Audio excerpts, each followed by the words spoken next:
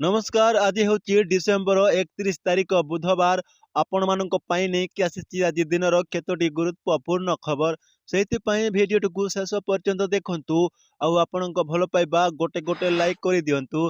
ता सहित आम चैनल को नुआ आछंती ताहेले चैनल को सब्सक्राइब करी पाखुर आस्थिबा बेल आइकन को ऑन करंतु।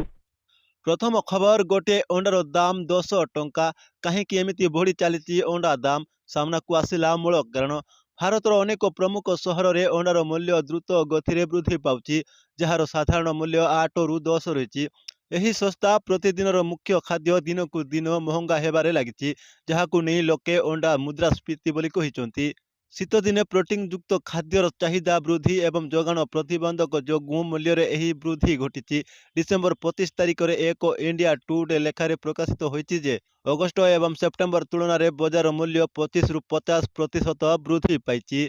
नुआदिल्ली में अंडा दर प्रति खंड 10 रे पहुंची, जितेबाला हैदराबाद एवं मुंबई में यह प्राय 8 रे पहुंची।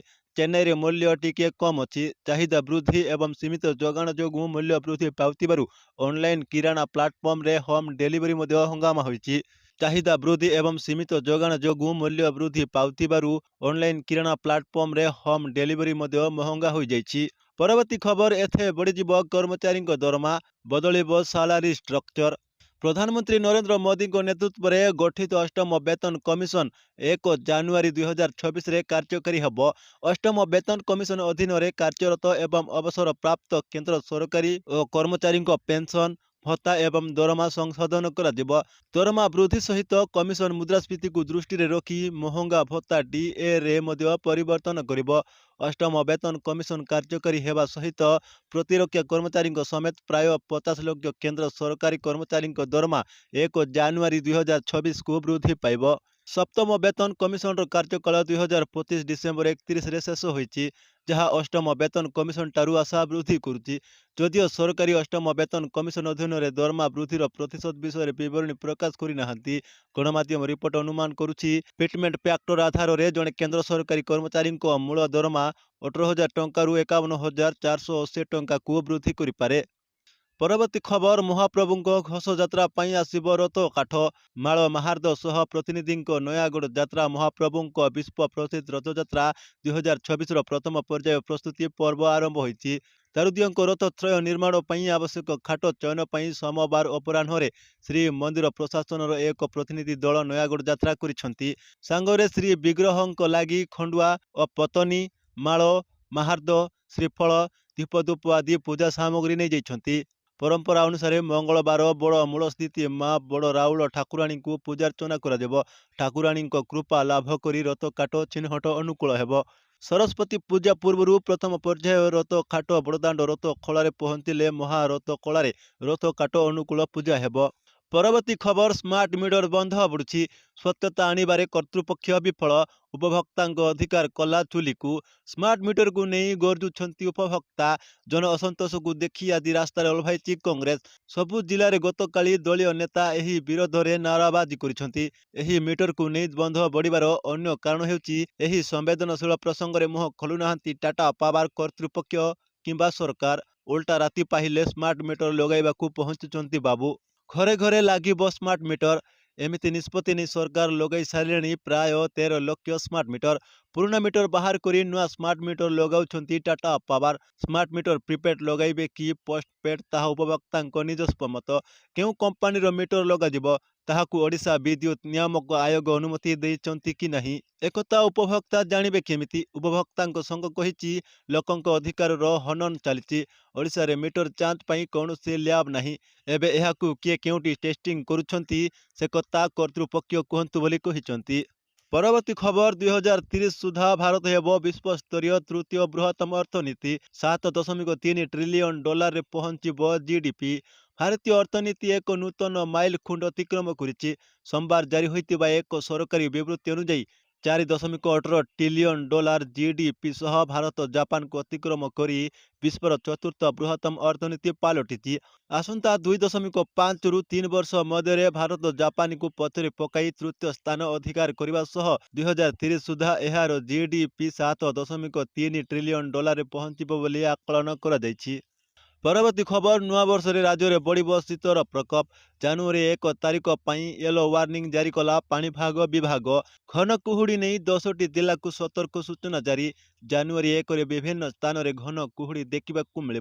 सुंदरगढ़, कंधमाल, खर्दा, बालेश्वर, भद्रक, मयूरभंज, कटक, पुरी, केन्द्रापड़ा एवं जगतसिंहपुर जिला को सतर्क सूचना जारी कर। परवर्ती खबर आसंता 5 तारिख में मुख्यमंत्री जन अभियोग शुणाणी हेबो।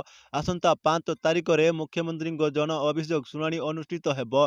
मुख्यमंत्री पूर्वाह्न 10 घटिकारु यूनिट 2 अशोकनगर भुवनेश्वर स्थित पूर्वतन सरकारी प्राथमिक विद्यालय ठारे जनसाधारण विभिन्न अभियोग शुणाणी करेंगे। यही अभियोग शुणाणी पाई ऑनलाइन पंजीकरण डिसेम्बर 31 तारिख पूर्वाह्न 11टा ठारू आरंभ हो सर्वाधिक 1000 जन पंजीकरण करने पर्यंत खोला रहिबो। एथि निमंते आग्रही जनसाधारण जनशुणाणी पोर्टाल अथवा जनशुणाणी मोबाइल एप्लिकेशन माध्यम रे मुख्यमंत्री को साक्षात करने पाई पंजीकरण करें।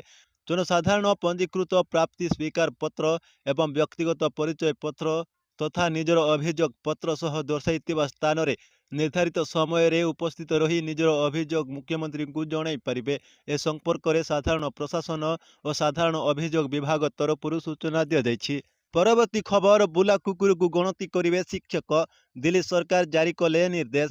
दिल्ली सरकार सहर में बुला कुकुर गणति करने स्कूल टीचर को ड्यूटी करने को निर्देश देछंती। एथिरे सरकारी और घरोई दुई प्रकार स्कूल शिक्षक सामिल हेबे। यही निर्देश शिक्षा निर्देशालय जारी करिछि। जिला शिक्षा अधिकारी को नोडाल अधिकारी करने और चयन करा शिक्षकों सूचना शिक्षा निर्देशालय को पठाइबा को कहा जाइछि। परे एही सूचना दिल्ली सरकार मुख्य सचिव कार्यालय को दिया। शिक्षा निर्देशालय कहवा अनुसार यही काम लोकों सुरक्षा सह जड़ित एवं सुप्रीम कोर्ट 7 नवेम्बर 2025 निर्देश अनुसार को बहुत जरूरी काम कहुच्छी। परवर्ती खबर नंदन कानून 120 कोटीर प्राणी उद्यान को पर्यटक मानक आहुरी आकर्षणीय कर राज्य सरकार व्यापक योजना करिसेंती। गतकाली नंदन कानून प्राणी उद्यान रे 67तम प्रतिष्ठा दिवस समारोह रे मुख्य अतिथि भाव जोगदे ओडिशा सरकार जंगल परिवेश एवं जलवायु परिवर्तन मंत्री गणेश राम सिंह खुंटिया यह कहिसेंती। नंदन कानन को विश्वस्तरीय करने सरकार तरफ 120 कोटी टंका प्रदान करा से एही अवसर रे प्रकाश करिसेंती। एही अर्थ रे नूतन खुआड़ निर्माण होइतिबा बेले भित्तिभूमि निर्माण और सौंदर्यीकरण कार्य जारी रहिछि। नंदन कानन प्रति आकृष्ट होई आसुतिबा पर्यटक संख्या मध्य बढ़िबारे लागिछि।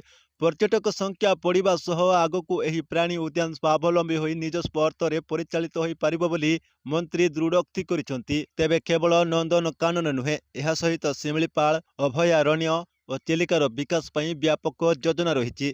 वन्यप्राणी स्वभाव परिवर्तन और सेमानक विषय अनुध्यान करने लगी शिमिलीपाल अभयारण्य रे एक विश्वस्तरीय गवेषणा केन्द्र प्रतिष्ठा करने को योजना थिबा मंत्री श्री कुंटिया कहिसेंती।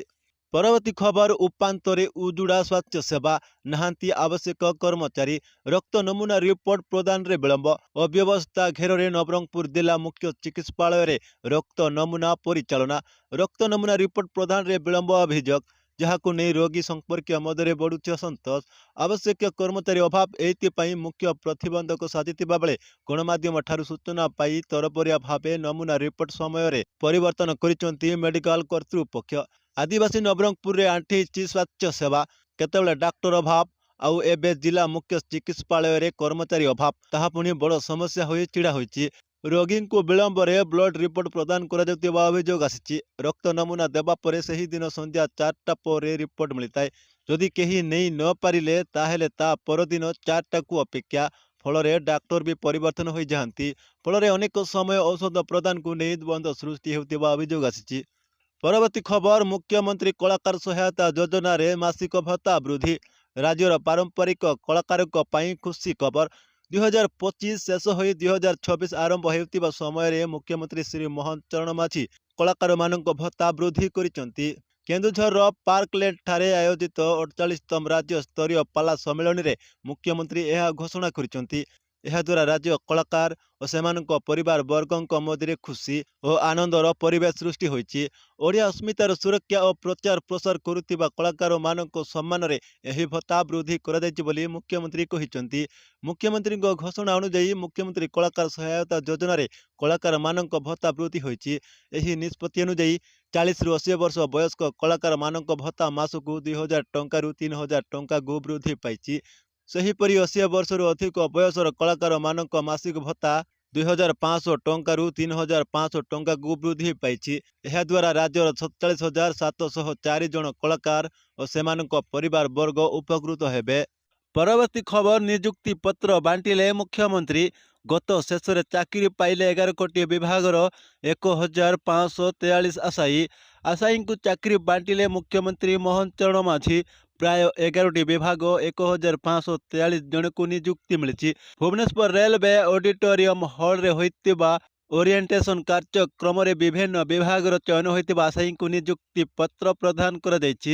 ବିଦ୍ୟାଳୟ ଓ ଗଣଶିକ୍ଷା ବିଭାଗ, କୃଷି ଓ କୃଷକ ସଶକ୍ତିକରଣ ବିଭାଗ, ରାଜସ୍ୱ ଓ ବିପର୍ଯ୍ୟୟ ବିଭାଗ, ଅର୍ଥ ବିଭାଗ, ଶ୍ରମ ଓ କର୍ମଚାରୀ ରାଜ୍ୟ ବୀମା ବିଭାଗ, ସମବାୟ ବିଭାଗ, ପର୍ଯ୍ୟଟନ ବିଭାଗ, ସ୍ୱରାଷ୍ଟ୍ର ବିଭାଗ, ଖାଦ୍ୟ ଯୋଗାଣ ଓ ଖାଉଟି କଲ୍ୟାଣ ବିଭାଗ, ଦକ୍ଷତା ବିକାଶ ଓ ବୈଷୟିକ ଶିକ୍ଷା ବିଭାଗ, ଯୋଜନା ଓ ସଂଯୋଜନା ବିଭାଗର ମୋଟ 1,543 ଜଣଙ୍କୁ ନିଯୁକ୍ତି ପତ୍ର ମିଳିଛି।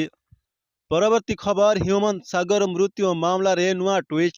ହାଇକୋର୍ଟଙ୍କ ଦ୍ୱାରସ୍ଥ ହେଲେ ଅର୍ପିତା। ହ୍ୟୁମାନ ସାଗର ମୃତ୍ୟୁ ମାମଲା ଥମିବାର ନାଁ ଧରୁନାହିଁ। ଏହି ସମୟରେ ଏକ ବଡ଼ ଖବର ସାମ୍ନାକୁ ଆସିଛି। କଣ୍ଠଶିଳ୍ପୀ ଅର୍ପିତା ଚୌଧୁରୀ ହାଇକୋର୍ଟଙ୍କ ଦ୍ୱାରସ୍ଥ ହୋଇଥିବା ସୂଚନା ମିଳିଛି। ଅର୍ପିତା ହାଇକୋର୍ଟରେ ଆଗୁଆ ଜାମିନ ଆବେଦନ କରିଛନ୍ତି। ପୂର୍ବରୁ ଏହି ମାମଲାରେ ସୋମେଶ ଶତପଥୀଙ୍କ ସହ ମିଳିତ ଆଗୁଆ ଜାମିନ ଆବେଦନ କରିଥିଲେ ଅର୍ପିତା। ପରବର୍ତ୍ତୀ ଖବର, ମହଙ୍ଗା ହେବ ଘରୋଇ ଗ୍ୟାସ ସିଲିଣ୍ଡର। ସରକାର କରିବାକୁ ଯାଉଛନ୍ତି ଗୁରୁତ୍ୱପୂର୍ଣ୍ଣ ପରିବର୍ତ୍ତନ। ଦେଶରେ ଘରୋଇ ଗ୍ୟାସ ସିଲିଣ୍ଡର ଅର୍ଥାତ୍ ଏଲପିଜିରେ ମିଳୁଥିବା ସବସିଡିର ଗଣତି ପରିବର୍ତ୍ତନ ହେବାକୁ ଯାଉଛି। ସୂଚନା ଅନୁସାରେ ଗତ ମାସ ସରକାର ତେଲ କମ୍ପାନୀମାନେ ଆମେରିକା ରପ୍ତାନିକାରୀଙ୍କ ସହ ମାସିକ ସପ୍ଲାଇ କଣ୍ଟ୍ରାକ୍ଟ ସାଇନ୍ କରିଛନ୍ତି, ଯେଉଁଥିପାଇଁ କେନ୍ଦ୍ର ସରକାର ଏଲପିଜି ସବସିଡି ଫର୍ମୁଲାରେ ପରିବର୍ତ୍ତନ ପାଇଁ ବିଚାର କରୁଛନ୍ତି। ବର୍ତ୍ତମାନ ସବସିଡି ହିସାବ ସାଉଦି କଣ୍ଟ୍ରାକ୍ଟ ପ୍ରାଇସ୍ ସିପି ଆଧାରରେ କରାଯାଇଛି, ଯାହା ପଶ୍ଚିମ ଏସିଆରେ ଏଲପିଜି ସପ୍ଲାଇ ପାଇଁ ଏକ ଷ୍ଟାଣ୍ଡାର୍ଡ ହିସାବ। ହେଲେ ସରକାର କମ୍ପାନୀ ଏବେ ଫର୍ମୁଲାରେ ଆମେରିକା ଷ୍ଟାଣ୍ଡାର୍ଡ ପ୍ରାଇସ୍ ଓ ଆଟଲାଣ୍ଟିକ୍ ପାର ସିଟମେଣ୍ଟରେ ସାମିଲ ଲଜିଷ୍ଟିକ୍ କଷ୍ଟକୁ ବି ସାମିଲ କରିବାକୁ ଜୋର ଦେଉଛନ୍ତି। ଆମେରିକାରୁ ଆସିବାକୁ ଥିବା ଏଲପିଜି ଭାରତ ପାଇଁ ସେତେବେଳେ ଶସ୍ତା ହେବ ଯେତେବେଳେ ସାଉଦି ସିପି ତୁଳନାରେ ଦାମ ସେତିକି କମ୍ ହେବ, ଯାହାଦ୍ୱାରା ଲଜିଷ୍ଟିକ୍ କଷ୍ଟ ଭରଣ ହୋଇପାରେ। ହେଲେ ଏହା ସାଉଦି ଆରବ ସିପମେଣ୍ଟ ତୁଳନାରେ 4 ଗୁଣା ଅଧିକ। ପରବର୍ତ୍ତୀ ଖବର, 2026ରେ ପଶ୍ଚିମବଙ୍ଗରେ ବିଜେପି ସରକାର। ବାଛି ବାଛି ବାହାର କରିବୁ ଅନୁପ୍ରବେଶକାରୀ। 2026ରେ ପଶ୍ଚିମବଙ୍ଗରେ ବିଜେପି ସରକାର ଗଠନ କରିବ। ଆଉ ସରକାର ହେଲା ପରେ ପଶ୍ଚିମବଙ୍ଗରୁ ଖୋଜି ଖୋଜି ଅନୁପ୍ରବେଶକାରୀଙ୍କୁ ବାହାର କରାଯିବ। ପଶ୍ଚିମବଙ୍ଗ ଗସ୍ତରେ ଥିବା କେନ୍ଦ୍ର ଗୃହମନ୍ତ୍ରୀ ଅମିତ ଶାହଙ୍କ ଏଭଳି ବୟାନ ଆଜି ସୃଷ୍ଟି କରିଛି। ସିଧା ଟିଏମସି ସରକାର ଉପରେ ଶାହ ହମଲା କରିଥିବା ବେଳେ ଆସନ୍ତା ବର୍ଷ ହେବାକୁ ଥିବା ନିର୍ବାଚନରେ ବିଜେପି ବାଜି ମାରିବ ବୋଲି ଶାହ ଦମ୍ପତି ଦେଖାଇଛନ୍ତି। ଜାଣି ରଖିବା ଉଚିତ ଯେ ଶାହ ଏବେ ପଶ୍ଚିମବଙ୍ଗ ଗସ୍ତରେ ଅଛନ୍ତି। ଆଉ ଏହି କ୍ରମରେ ଗତକାଲି ସେ କୋଲକାତାରେ ସାମ୍ବାଦିକ ସମ୍ମିଳନୀ ମଧ୍ୟ କରିଥିଲେ। ସେ କହିଥିଲେ, ଗତ 15 ବର୍ଷ ଧରି ପଶ୍ଚିମବଙ୍ଗ ଭୟ, ଦୁର୍ନୀତି ଏବଂ ଅନୁପ୍ରବେଶର ଶିକାର ହୋଇଛି। ତେଣୁ 2026ରେ ବିଜେପି ସରକାର ଗଠନ କରିବା ପରେ ଏହା ବନ୍ଦ ହେବ। ବିଜେପି ସରକାର ଆସିବା ପରେ ପଶ୍ଚିମବଙ୍ଗରୁ ବାଛି ବାଛି ଅନୁପ୍ରବେଶକାରୀଙ୍କୁ ହଟାଯିବ ବୋଲି କହିଛନ୍ତି ଶାହ।